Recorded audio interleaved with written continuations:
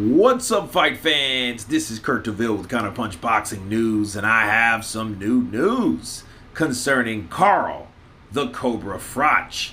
Get this, Carl Froch on Hall of Fame induction, he states that now I don't need to talk about Wembley Stadium anymore. For the longest time, there was virtually no way to stop Carl Froch from bringing up the night that he knocked out George Groves in front of 80,000 spectators at Wembley Stadium.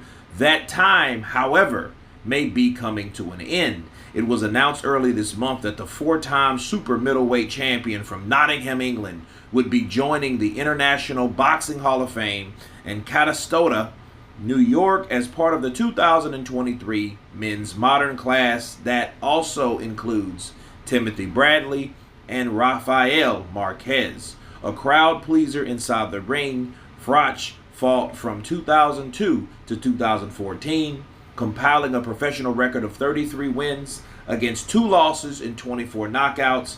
In an interview on BBC 5 Live Boxing, Froch who hosts the podcast with Steve Bunce and Barry Jones, described the feeling of elation when the news of his induction was initially delivered for him.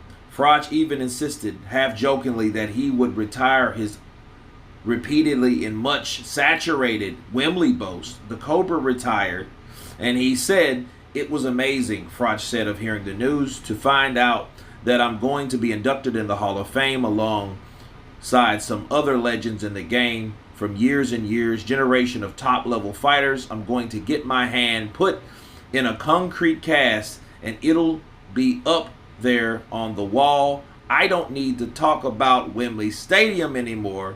I'm a Hall of Famer, and let me counterpunch." Listen, Carl Froch is famous, okay, for his boasts of Wembley Stadium.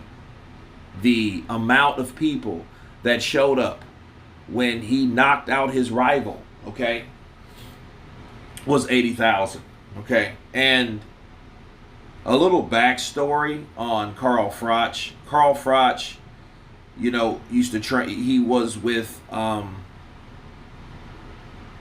Anthony Joshua's trainer for the longest. Basically, McCracken trained Carl Froch on through his career, all the way through, basically. And he was that guy, okay? Beating George Groves in 2013 was something that I will never forget, because it's personal for me, because I saw that with my mom, and that was the last year that she lived. So for me, watching that, we were in Oklahoma for an event, and watching him knock out George Groves in the 9th round was something special, okay? It was electric, it was dynamic, and it was the thing, and it will be a fight that I will never forget, no cap. So it's sentimental for me, okay, to hear and to be reminded of that particular date, okay? Now, on the other hand, it was a memorable time. It was a record breaker. Unfortunately for Carl Froch, that record was broken by the same guy that was his stablemate, Anthony Joshua. And since then, Carl could not resist bringing up the 80,000. Like, hey, I was the first to do it. 80,000 fans. You know how many that I had that day? He could not let that go. So I'm glad that something else came into Carl Froch's life that superseded that.